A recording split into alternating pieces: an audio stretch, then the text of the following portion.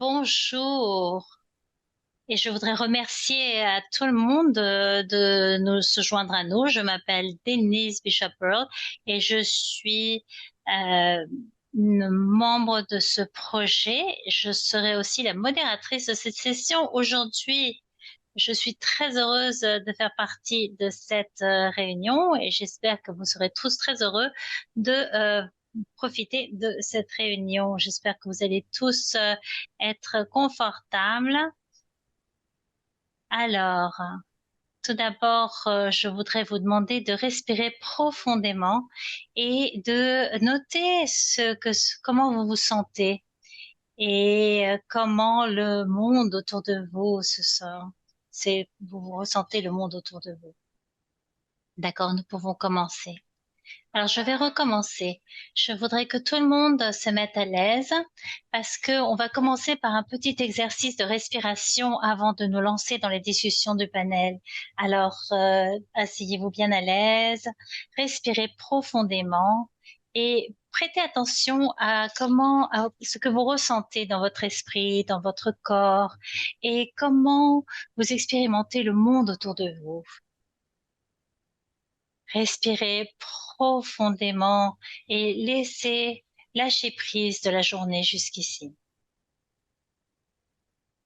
Respirez pour cet instant si précieux qui ne se répétera pas.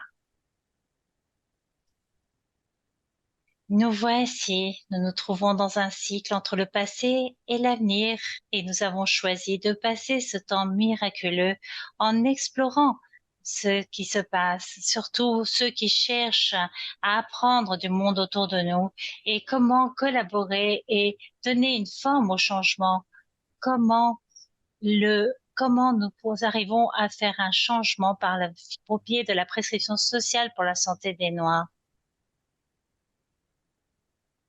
Notre projet a commencé en 2022 et nous commençons avec des communautés afin de créer un modèle de prescription sociale axé sur les Noirs et les descendants des Africains et centré sur les femmes et les enfants.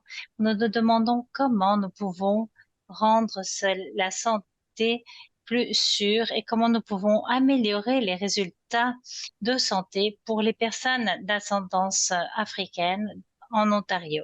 Maintenant, nous pouvons commencer notre panel.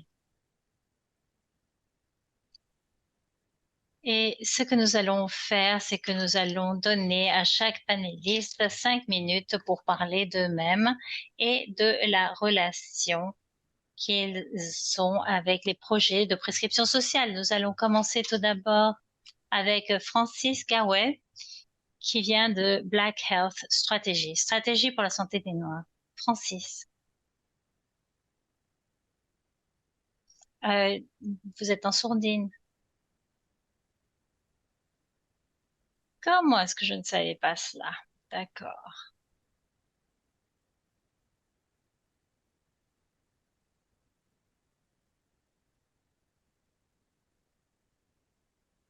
Ça va maintenant. Vous n'êtes plus en sourdine, on vous entend. Fantastique, d'accord. Eh bien, merci. Et je m'excuse de ce petit problème. Je m'appelle par Francis Gawel, je suis le PDG du Centre de santé du Haram.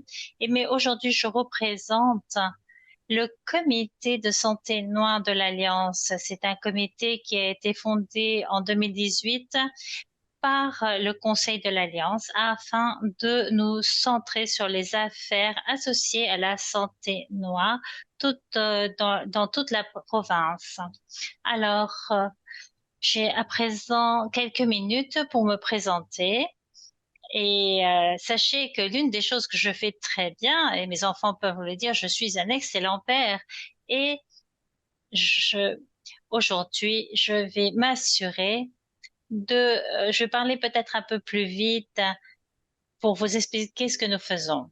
Alors, un peu concernant la stratégie pour la santé des Noirs c'est pour ça que je suis ici aujourd'hui. De quoi s'agit-il?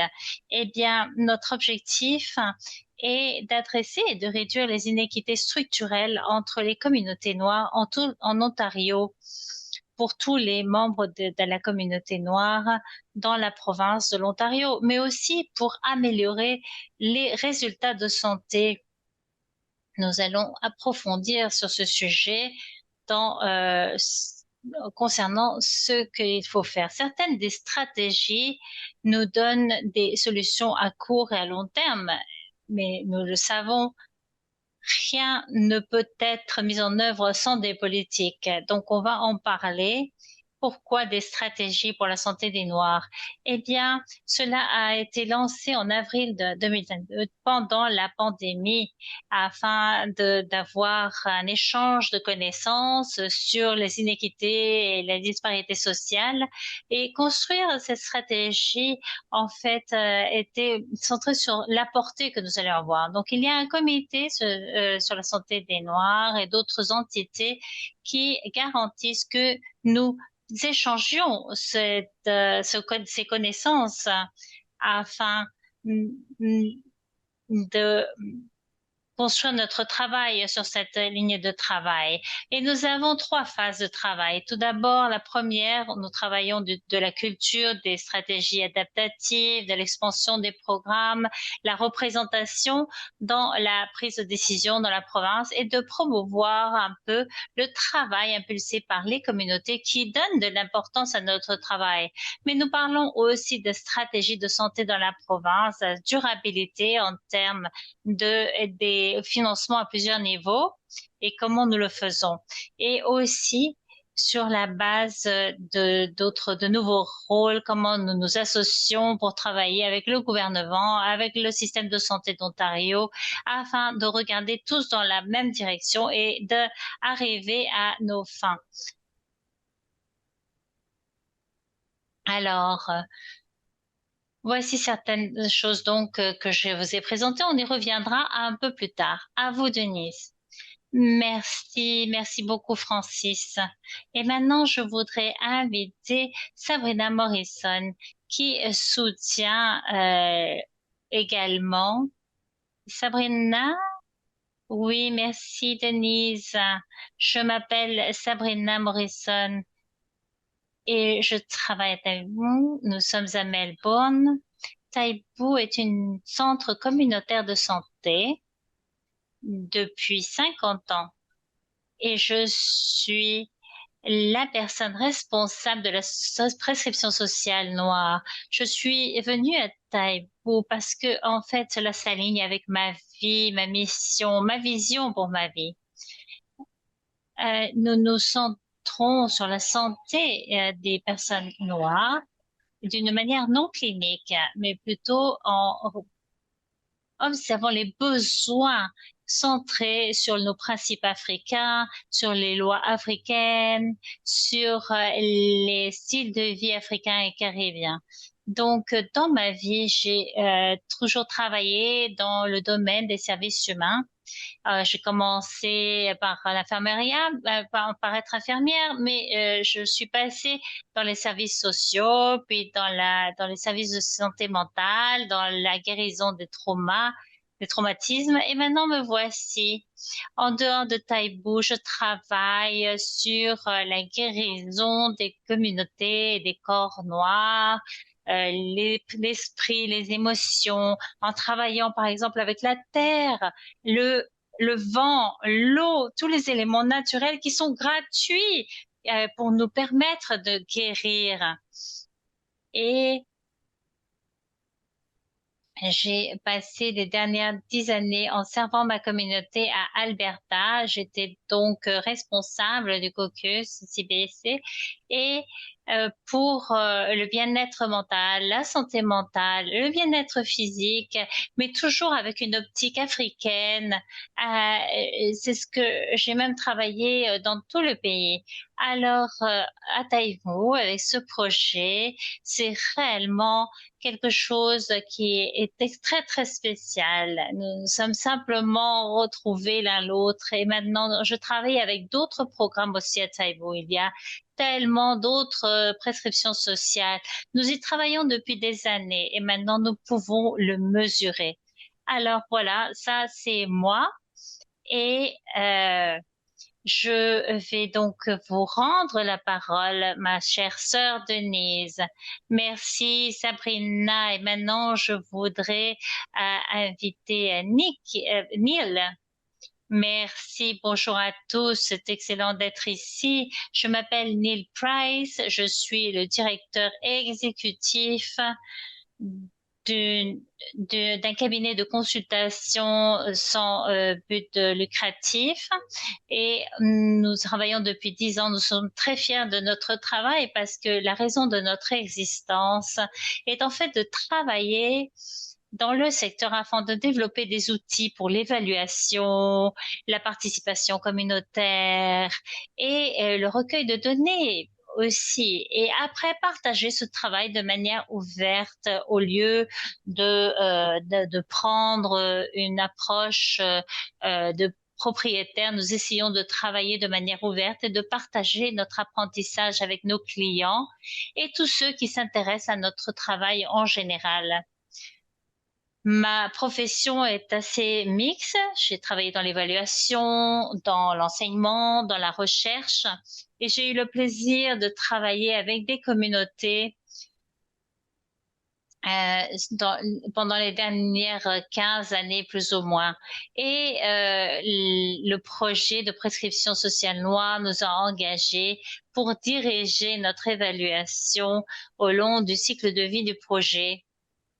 Je suis très heureux donc d'avoir cette opportunité et de travailler de près avec les différents sites, avec les différents conseils et de prendre une approche environnementale pour ce projet.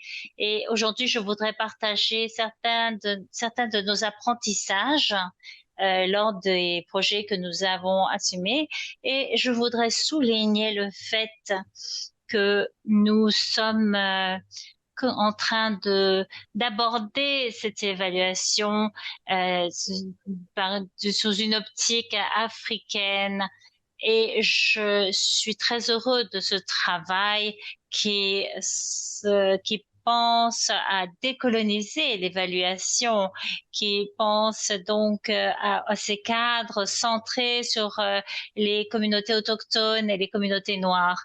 Et il a été réellement excellent de travailler avec toutes les personnes impliquées, d'abord pour réfléchir à ce que cela veut dire que la prescription sociale noire et quels sont les objectifs que nous souhaitons atteindre et comment nous pouvons distinguer la prescription sociale de la prescription sociale noire. Quelles sont les caractéristiques qui nous définissent? Cela donc est un grand plaisir et j'ai hâte donc de partager cela. Donc merci à vous, Denise.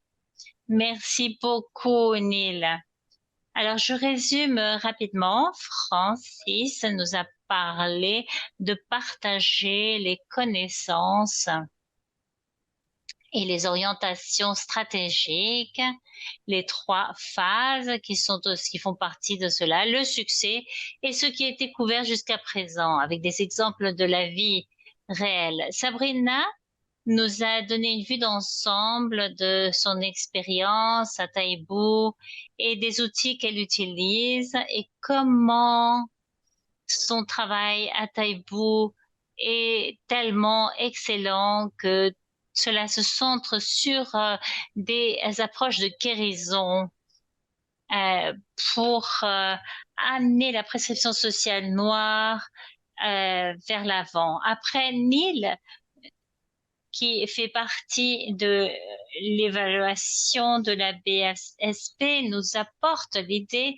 de comment la prescription sociale est un peu différente de la prescription sociale et comment la définir, comment l'aborder, quelles sont les caractéristiques et comment donc travailler sur ces caractéristiques. D'accord. Maintenant, on va tous imaginer que nous sommes assis autour d'un feu. Et imaginez tout simplement, on n'a pas de marshmallow, mais imaginez que vous êtes près du feu, que vous avez des snacks que vous appréciez, que vous avez donc une discussion très détendue avec les personnes ici. Et ma première question que je vais poser à Francis et à Sabrina, c'est quelles sont les réussites que vous avez constatées dans le cadre de la stratégie pour la santé des Noirs, de la prescription sociale axée sur les Noirs? Qui voudrait commencer? Eh bien, si vous êtes d'accord, Sabrina, je voudrais commencer car il y a certaines stratégies dont je voudrais parler. Merci beaucoup, Denise, de cette question. Alors, je voudrais commencer par dire que nous n'attendons plus les gens simplement pour que les gens viennent. Maintenant, nous pensons à comment engager les communautés dès le départ et nous assurer qu'ils soient eux-mêmes les responsables des changements. Et Sabrina va parler de certains éléments. Bien que nous parlons de prescription noire, elle n'est pas uniforme pour tout le monde. Il faut vraiment y réfléchir afin de la adapter aux particuliers. Et même si nous sommes tous des personnes qui descendons du peuple africain, du peuple des Caraïbes, nous avons tous certaines nuances culturelles qui ne sont pas nécessairement homogènes. Alors, lorsque nous pensons à la stratégie, il faut aussi nous assurer que nous avons ces idées claires et aussi penser à où il y a une opportunité pour que le travail réellement atterrisse dans la communauté. Il faut aussi réfléchir aux politiques qui participent à ce processus, parce que si nous n'intégrons pas cela dans les politiques, eh bien, cela n'aura pas réellement d'impact. C'est très important, car sans cette promotion, sans devenir des ambassadeurs, sans un cadre de politique, il n'y aura pas cela n'aura pas d'effet. Alors, comment réussir à que cela réellement soit intégré? Eh bien, voilà. Et aussi, ne permettez pas que les opportunités passe par les institutions. Les communautés sont prêtes, elles ont été prêtes. Et Sabrina l'a dit tout à l'heure que nous faisons de la prescription sociale depuis longtemps. Alors comment nous assurer de créer cela à partir de ces éléments et des pièces fondamentales de ce qui est de notre succès? La durabilité est clé. Et maintenant, je cède la parole à Sabrina. Merci, Francis, c'est excellent. Et merci, Denise. Alors, la prescription sociale, eh bien, moi, j'aime utiliser le principe euh, euh, de dire que comme cela est en haut, cela est en bas, et j'aime parler des stratégies. Maintenant, nous avons des gouvernements provinciaux au Canada qui parlent, nous avons des individus et des travailleurs. Alors, comme en haut, cela est en bas, et comme cela est en bas, cela est en haut. Et c'est l'un des succès principaux que j'ai pu voir pendant les dernières années, c'est d'avoir des différents niveaux de décideurs politiques, de personnes qui travaillent sur le terrain, de personnes qui se trouvent au milieu et influencent les communautés. Et mon préféré, c'est que nous ramenons la spiritualité et la décolonisation, ce langage et cette conscience. Et non seulement nous apportons ces mots, mais euh, nous sommes en train de le vivre. Alors, lorsque nous apprenons des informations, nous comprenons les informations, nous connaissons les informations, mais il y a aussi une représentation des informations. Alors, qu'est-ce que ça veut dire d'être un secteur africain lorsque nous participons à la table de preneur de décision, lorsque je travaille avec des personnes sans foyer qui vivent en souffrant d'addiction? Eh bien, c'est le même honneur, le même respect. Alors, comment est-ce que je peux leur donner cela? Et c'est l'un des succès principaux que j'ai vu. C'est à tous les niveaux, que tous les niveaux communiquent. Il n'y a pas un sens descendant, mais c'est vraiment une communauté qui participe maintenant, surtout concernant, je sais que Neil va en parler, c'est lorsque nous réalisons des évaluations. Nous ne sommes plus des rats de laboratoire. Maintenant, nous participons et nous n'utilisons pas de rats. Nous utilisons nos histoires, notre expérience, notre sagesse immémoriale, les principes de Ubuntu. Nous nous ramenons la souveraineté et comment être souverain. Alors, j'adore ce travail, j'adore ces succès. Et le troisième point, le succès, c'est que maintenant nous avons des alliés et des alliances d'une manière que nous n'avions jamais eue auparavant. Alors, pour moi, ça, c'est un succès incroyable, spécialement dans les 20 années où j'ai travaillé sur divers rôles. Eh bien, la spiritualité, la partie communautaire, mais aussi l'alliance que nous n'avons jamais eue auparavant. Même si vous n'aimez pas les Noirs, il vous faut les respecter maintenant, d'accord? Voilà, merci Denise. Merci, merci énormément à Sabrina. Et maintenant, la deuxième question s'adresse à vous tous. Alors, qu'est-ce, alors la prescription sociale, quel est son aspect? Voilà, nous allons commencer avec vous. Francis, si vous voulez que je reprenne la question, je vais le faire. Non, c'est bon, j'ai compris. Alors, il est extrêmement important de prendre en compte le dernier commentaire de Sabrina. Nous devons être alignés parce que lorsque nous travaillons avec des gens qui sont sans abri, qui vivent seuls, alors ces personnes sont différentes. Alors, comment est-ce que nous pouvons appliquer ces principes de réduction de danger? Comment nous avons le faire? Comment? Alors, il y a que des choses importantes que vous allez voir dans les commentaires que nous allons faire. En premier, il faut toujours penser à être curieux en tant qu'individu qui fait face à l'autre personne. Si vous n'êtes pas curieux, vous allez vous retrouver avec beaucoup d'idées fausses, de méconnaissances. Maintenant, nous sommes en train de parler de la décolonisation alors des cadres, mais il y aurait beaucoup de fausses conceptions. Vous êtes là afin d'affirmer déjà ce qui se passe. Alors, vous avez déjà perdu le public. Alors, soyez curieux, écoutez. Et Sabrina, lorsque nous parlons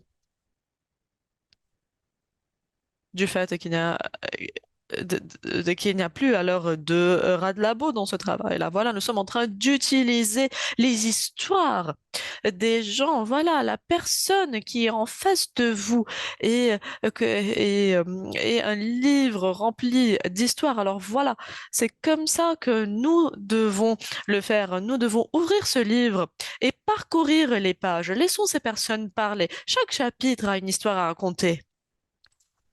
Et c'est comme ça que vous allez pouvoir les servir. Et je sais nous, euh, que nous disons, voilà, qu'il est essentiel d'être un leader. Et c'est ça le principe du leadership. Alors, si vous êtes présent, ne soyez pas, ne dites pas, voilà, j'ai déjà des connaissances obligatoires. N'ayez pas, alors, n'adoptez pas ce principe-là.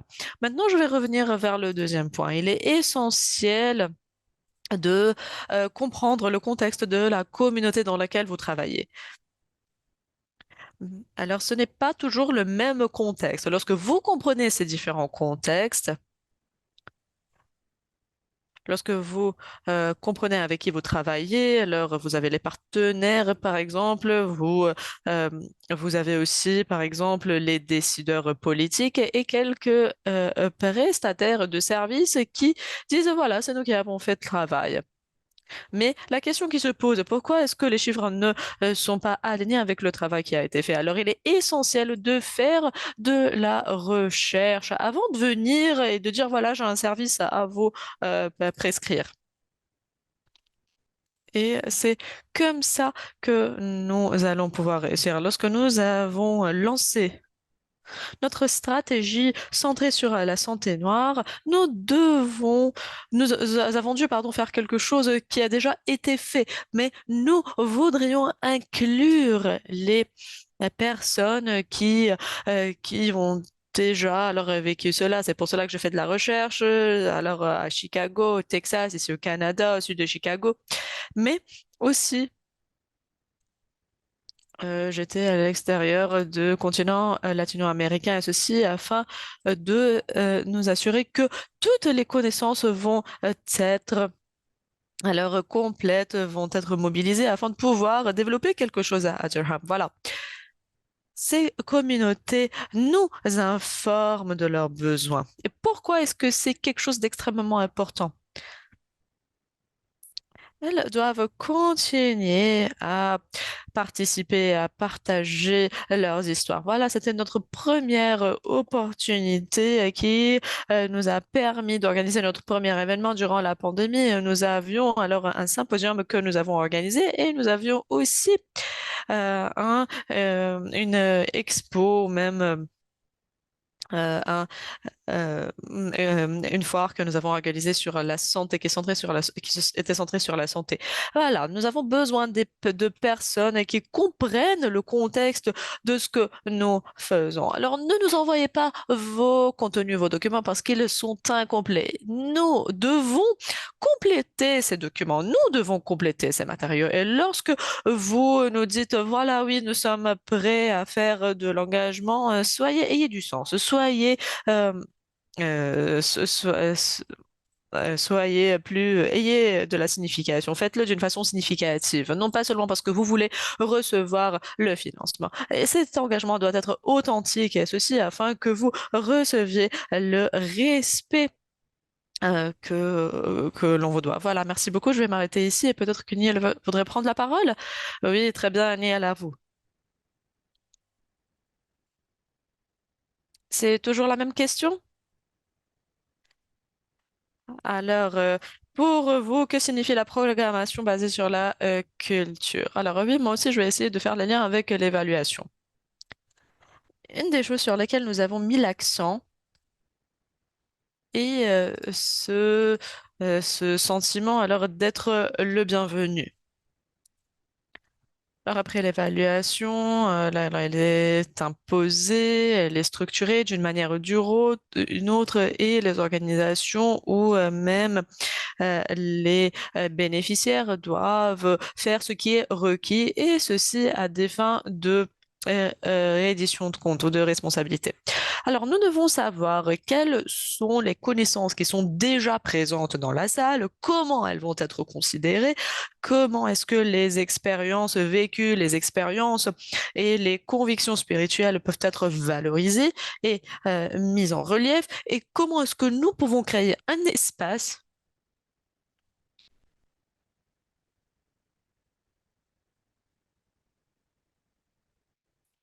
qui permet alors de mettre l'accent sur une certaine relation lorsque les gens s'engagent dans ce projet, participent à ce projet. Alors, comment pouvons-nous laisser tout cela au centre du travail, au cœur du travail que nous sommes en train de faire? Et lorsque nous nous éloignons de cela, quelconque personne du groupe doit pouvoir le dire. Voilà, je pense que nous sommes éloignés de notre objectif. Je sens que nous ne sommes pas en train de vivre au-delà de cette pratique, au-delà de cette idée. Le fait d'être Cette sécurité culturelle nous permet voilà de lever la main et de dire voilà, nous sommes sur la bonne voie, nous allons arriver à notre objectif, oui ou non. Alors voici les manières qui me permettent de décrire les approches qui sont alors sécurisées du point de vue culturel. Merci. Alors à vous, Sabrina, c'était magnifique, merci beaucoup. Alors, j'étais vraiment en train de dire oui, oui, oui, oui, j'étais d'accord avec tout ce que vous avez mentionné. Si l'évaluateur, si le décideur politique, si l'employé ne sait pas comment créer cette intégrité, cette souveraineté, cette sûreté, cette sécurité, cet équilibre, cette dignité, ils ne peuvent pas donner cela à leur travail, à leur projet, à leur famille. Voilà. Et nous savons cela. Nous connaissons le principe de Unity. Euh, je ne peux pas être sans vous. Vous ne pouvez pas être sans moi. Je dois prendre soin de vous pour prendre soin de moi. Et je ne peux pas aussi utiliser, par exemple, un verre vide parce que c'est une violation, disons, c'est une infraction à moi-même. Alors, vous prenez une orange, par exemple, vous la pressez. Est-ce que vous allez avoir de la limonade? Non, vous allez alors recevoir du jus d'orange parce qu'il y a du jus d'orange à l'intérieur de l'orange. Si nous ne pratiquons pas l'intégrité, le fait d'être courageux, avoir ce courage, cette intrépidité dans notre voie, si nous ne cherchons pas ce courage dans nos idées. Comment pouvons-nous créer un environnement sécurisé pour nous-mêmes, même, ou pour quelqu'un d'autre? En premier. Deuxièmement, lorsque j'étais infirmière, lorsque nous avons étudié tout ce qui est relatif au système lymphatique, circulatoire, etc., et nous avons aussi appris beaucoup sur la psychologie, etc., j'ai appris rapidement que toutes ces informations n'étaient pas évaluées sur les corps noirs. Alors, ici, dans le système institutionnel, afin de devenir infirmière, afin de servir ce système, je n'avais aucune compréhension de tous les types corporels et même le mien, particulièrement le mien. Alors maintenant, je vais intégrer ce système en tant qu'infirmière et c'est pour cela peut-être que je n'avais pas complété mes études. Mais moi, j'évaluerai alors les corps noirs en prenant en compte des approches qui étaient qui étaient préparées pour les corps blancs. Alors, il est important de connaître non pas seulement votre public, leurs histoires et leur sagesse, mais il est essentiel de comprendre leur corps, leurs expériences, parce que moi-même, Neil et Francis avons tous ensemble à peu près 200 ans de sagesse et nous avons aussi beaucoup d'années d'expérience vécue. Alors, imaginez s'il y a quelqu'un qui vient vers nous et qui a 70 ans. Alors, j'ai des clients qui ont 21 ans et des clients qui ont 78 ans. Et tous mes clients sont mes instituteurs et institutrices. Et parce que j'intègre l'environnement avec cette humilité, avec souveraineté, ils se sentent en sécurité et ils partagent beaucoup de choses avec nous à cause de cela. Et ils ne partagent pas beaucoup de choses dans un espace colonial. Je ne dirais pas à leur espace européen. Alors, le fait de créer un espace sécurisé, savoir comment créer cet espace pour vous-même, parce que vous ne pouvez pas créer quelque chose que vous n'avez pas, et vous devez aussi comprendre la sagesse, vous devez comprendre le système, les différentes expériences vécues par ces personnes. Le fait d'avoir de la compassion, notamment pour les personnes et pour le système qui est contre les Noirs, pour les personnes qui sont contre les Noirs, ce qui est vraiment difficile en tant que prestataire de service. Mais moi maintenant, j'ai de la compassion et je peux avoir de la patience et maintenant, euh, ma tasse, mon gobelet est devenu un puits et je peux créer cette sécurité.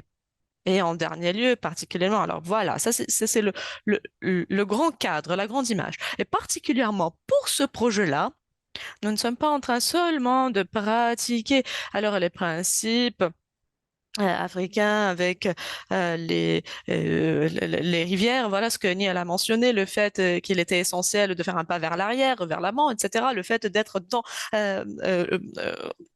dans l'emplacement optimal, en temps opportun. Voilà, mais entre autres, nous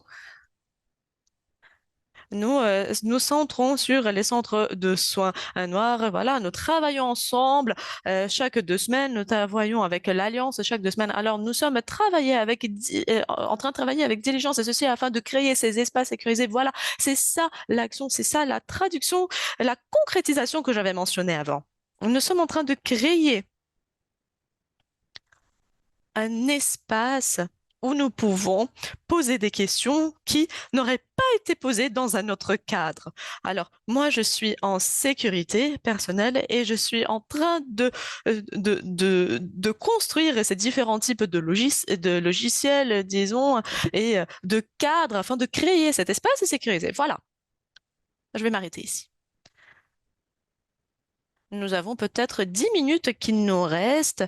Alors, je vais poser maintenant la question suivante à Neil et à Sabrina. Voilà. Qu'est-ce qui est unique? Est-ce que j'ai déjà posé cette question? Non.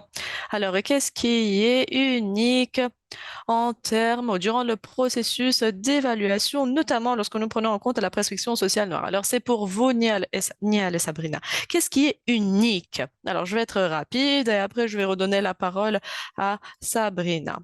Nous avons travaillé sur cela en prenant en compte une perspective de décolonisation. Alors, l'aspect unique est le fait d'avoir des principes. Alors, les principes de nous assurer, par exemple, que tout ce que nous sommes en train de faire est capturé dans le cadre de l'évaluation et les façonner afin de bénéficier de la communauté. Alors, s'éloigner de cette évaluation extractive et de penser aux informations significatives que nous pouvons collecter ensemble afin de s'assurer qu'il y a des bénéfices qui sont retournés vers les personnes qui ont partagé ces informations. Francis a parlé du contexte. Majoritairement, les évaluations ne prennent pas en compte le contexte. Alors aujourd'hui, ici, à travers les différents sites, nous reconnaissons que nous ne pouvons pas avoir une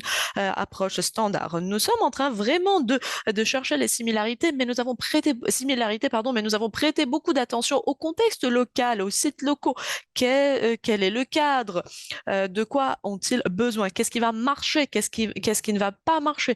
Que signifie l'engagement dans chaque contexte particulier? Alors, le fait de poser ces questions, et de les laisser devant nous est une manière unique. Et j'ai parlé de l'évaluation. Majoritairement, l'évaluation est considérée comme un fardeau parce que les gens ne voient pas la valeur de cette évaluation. Alors, nous essayons de centrer l'apprentissage. Nous essayons de centrer le voyage.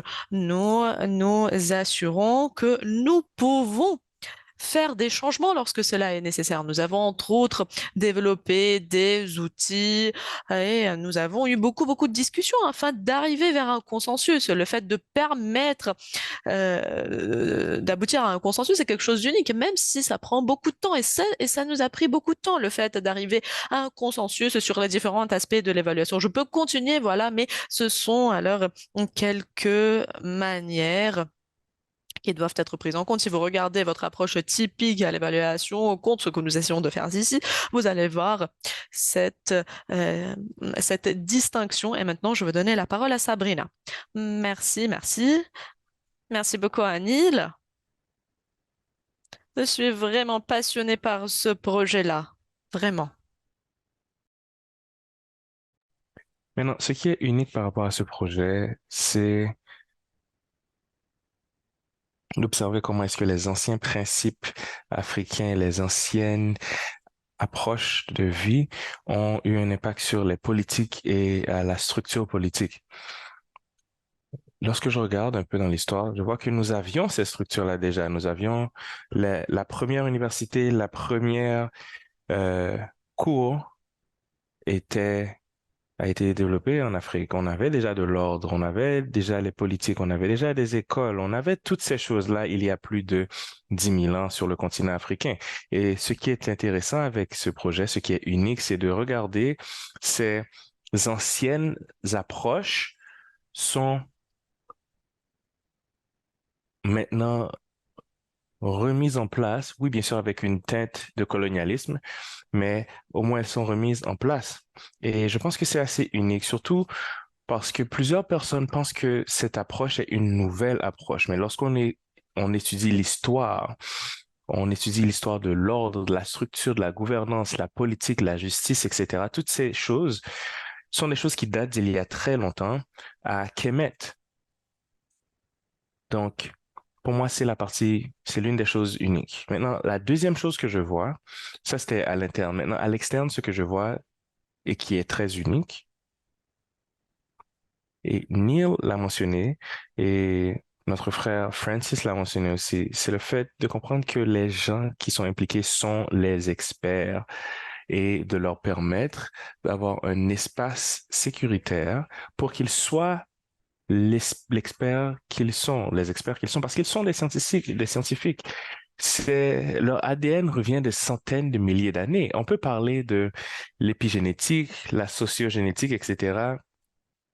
On pourrait même aller dans la physique quantique, etc. Mais bon, on ne va pas aller là-dedans. Mais juste parlons simplement du point de vue pratique, le côté pratique de ce projet. Et l'aspect unique, c'est de permettre au génie et à l'intelligence de nos peuples de se manifester. De plus, il faut créer aussi la structure qui leur permet de partager leur histoire sans que ce soit contraint par une association de résultats et de conséquences. Maintenant, l'autre chose que j'aime beaucoup, c'est de voir les divers peuples enthousiastes. Là, je parle que ce soit des Noirs, Caribéens, des Asiatiques, euh, Allemands, peu importe. C'est qu'il y a beaucoup de gens qui sont très intéressés par ce projet. Et lorsque je vois ça, je trouve que c'est magnifique. Et pour moi, l'aspect unique, c'est, comme je l'ai dit, c'est cette ancienne sagesse qu'on revoit. Et bien sûr, je ne sais pas si, peu importe comment est-ce qu'on le voit, tant que je le vois, je suis très heureuse. Et aussi de voir que toutes les personnes impliquées sont heureux de partager l'histoire de nos peuples d'une manière décolonialisée. Merci beaucoup, Sabrina. En gros, vous avez répondu la question qui vient après, donc je vais aller directement à la question finale parce qu'il ne nous reste qu'une minute. Et cette question est pour Nia. Et j'aimerais savoir, est-ce que vous avez des résultats préliminaires à partager concernant l'évaluation? Jusqu'à présent, bien sûr. Eh bien, jusqu'à présent, on a surtout passé du temps à concevoir le cadre d'évaluation. Nous avons développé nos outils, le type de questions et nous avons réfléchi en profondeur aux résultats. De cette manière, l'approche, le comment sera aligné avec ce que nous avons décrit aujourd'hui. Donc, l'esprit, l'aspect de l'intentionnalité, il y a beaucoup d'apprentissage impliqué là-dedans. Maintenant, par rapport à la collecte d'informations empiriques, nous avons parlé avec des collègues et je sais que Sabrina en a parlé. Ce n'est pas du travail nouveau. Le CSC fait ce travail depuis assez longtemps. Et je pense que ce qui nous rend le plus enthousiastes, c'est de formaliser ce travail dans ces espaces. C'est aussi d'en parler dans des contextes comme celui-ci pour pouvoir partager de manière un peu plus concrète ce qu'est ce travail et comment on avance. De plus, je dirais que nous sommes aussi en train d'apprendre qu'il y a des défis qui viennent avec ça. Donc, trouver des bons partenaires pour offrir une prescription sociale noire idéale peut être difficile. Je pense que Sabrina peut confirmer cela. Il y a des organisations qui ont, qui sont dirigées par des Noirs ou qui ont des employés noirs, mais que l'esprit de ces organisations ne sont pas nécessairement alignés aux principes que nous avons décrits. Alors, la représentation, c'est bien, mais nous voulons penser un peu plus profondément, voir quelle est la culture de cette activité, quel est l'objectif de cette activité et est-ce que cette activité est en ligne avec les objectifs que nous avons décrits. Nous avons parlé de concevoir de bâtir de la confiance avec le client. Sabrina l'a mentionné, ça prend du temps. C'est un rôle fluide, c'est un rôle qui doit recevoir assez de ressources pour être exécuté correctement. Donc, on veut être sûr que ces travailleurs soient à l'aise, qu'ils soient confiants dans leur travail,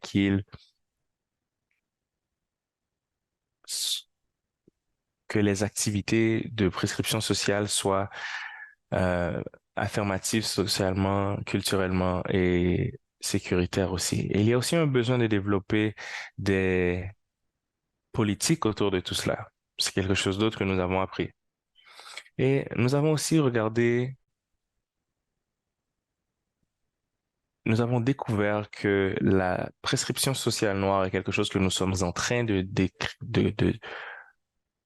définir ensemble.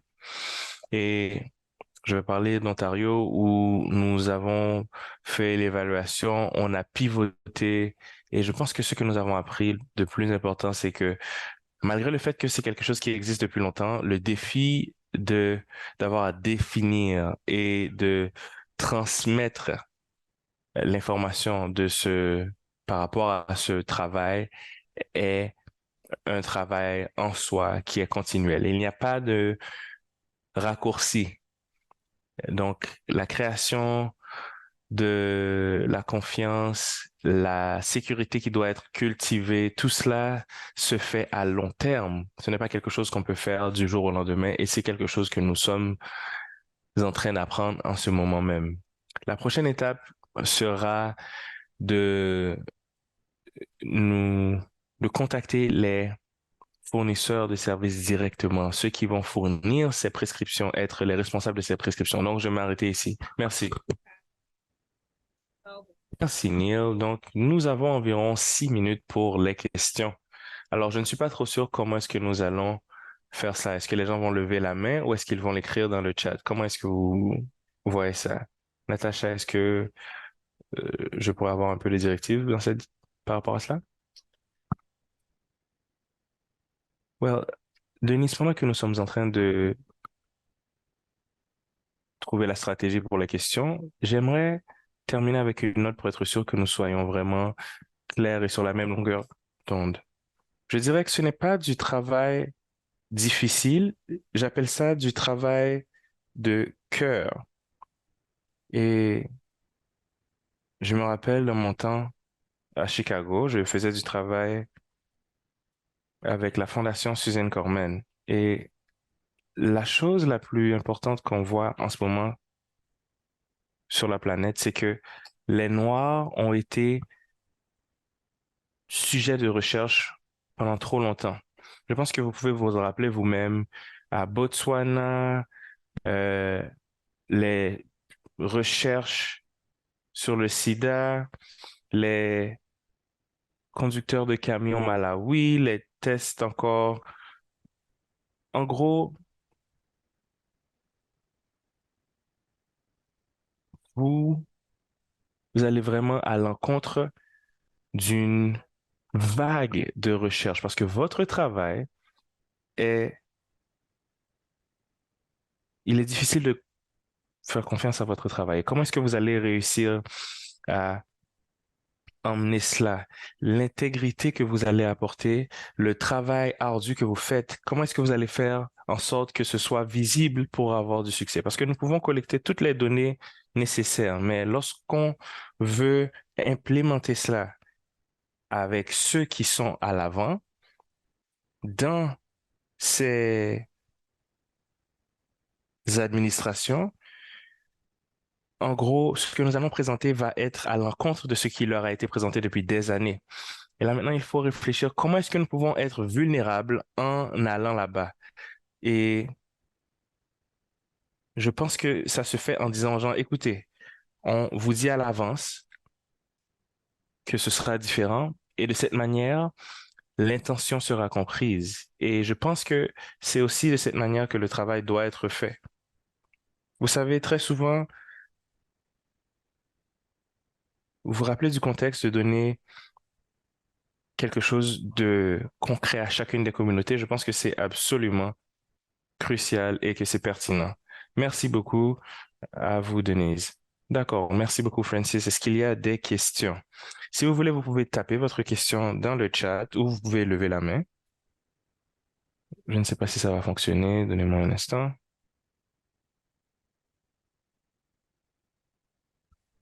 Est-ce que je peux ajouter quelque chose en attendant que les questions arrivent? Oui, bien sûr, Sabrina.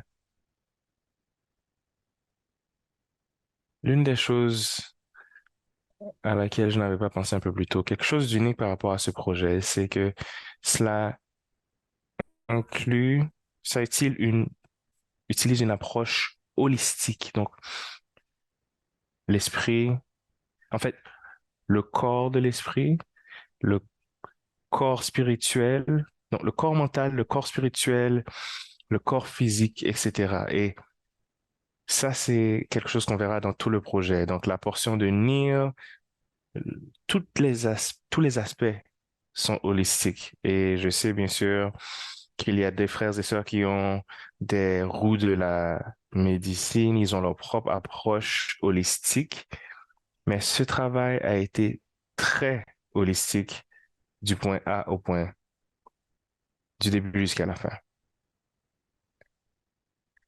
Euh, je vais voir si c'est une question. Donnez-moi un instant.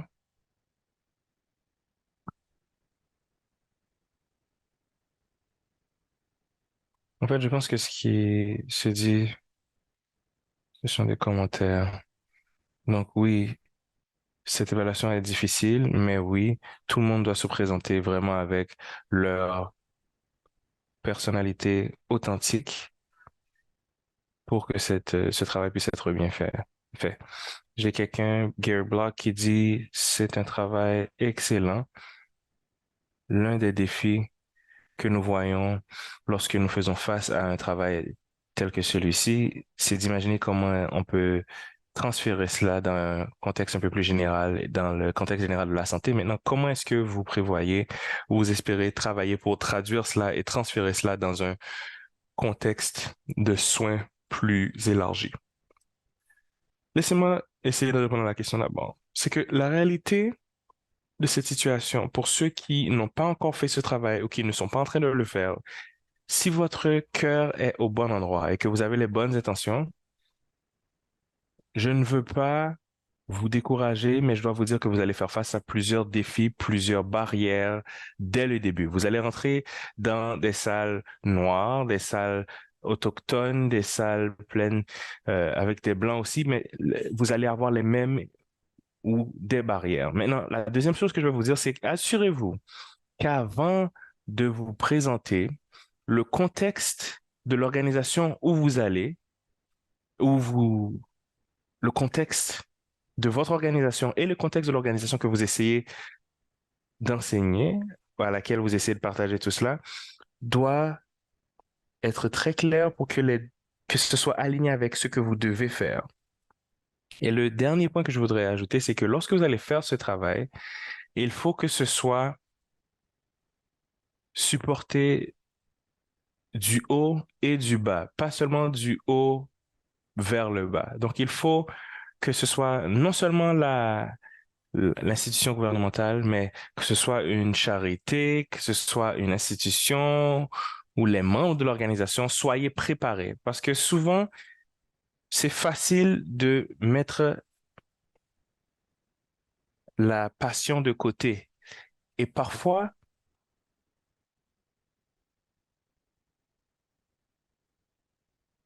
la passion vient aussi du fait qu'on veut voir des résultats. Donc, il faut l'utiliser au bon moment. Alors soyez prêts à faire face à ces barrières de la bonne manière. Et une autre chose, c'est ne perdez pas votre temps à essayer de r- révolutionner l'approche. Il y a des fortes chances qu'il y ait des données qui sont déjà disponibles que vous pouvez réviser et évaluer. Donc, assurez-vous d'aller chercher cette information sans même avoir à dépenser pour. Parce que vous vous rappelez, on avait parlé des communautés. Lorsque vous allez dans des villes plus larges, vous allez remarquer que cet esprit est là. Comment est-ce que vous assurez d'être en contact avec les bonnes institutions? C'est absolument important de faire cela. Ça va vous économiser du temps, mais c'est aussi important parce que de toute manière, la personne qui sera en face de vous aura ses propres barrières. Donc, je voulais juste présenter cela au cas où vous seriez en fait déçu et que vous refusiez de continuer ce travail. Merci, merci. Donc, je vois maintenant l'heure. Il est 12h12. C'est une conversation qui bat encore à pleine force, mais même si j'aimerais que ce débat continue, je pense qu'il nous faut mettre fin à notre rencontre. Alors, je veux vous remercier, chacun d'entre vous. Vous êtes excellents. Je voudrais que nous nous asseyions. En fait, j'aimerais m'asseoir avec chacun d'entre vous juste pour avoir une conversation générale, parler de tout et de rien. Et pour moi, c'était un privilège aujourd'hui de pouvoir m'asseoir avec vous et d'être la modératrice de ce panel parce que vous êtes excellent. Le travail que vous faites est excellent. Je vous souhaite beaucoup de chance et de succès dans ce que vous faites. Et ceci étant dit, je veux remercier tous ceux qui sont venus, qui ont participé aujourd'hui. Merci aux panélistes aussi. J'espère que vous allez avoir la meilleure journée possible et que vous allez vous amuser. Alors, il y a encore des questions dans le chat pour ceux d'entre vous qui n'ont pas pu avoir des réponses répondues, vos questions répondues. Peut-être qu'on aura des chances de répondre à ces questions parce qu'ils vont peut-être rester après pour discuter. Mais merci.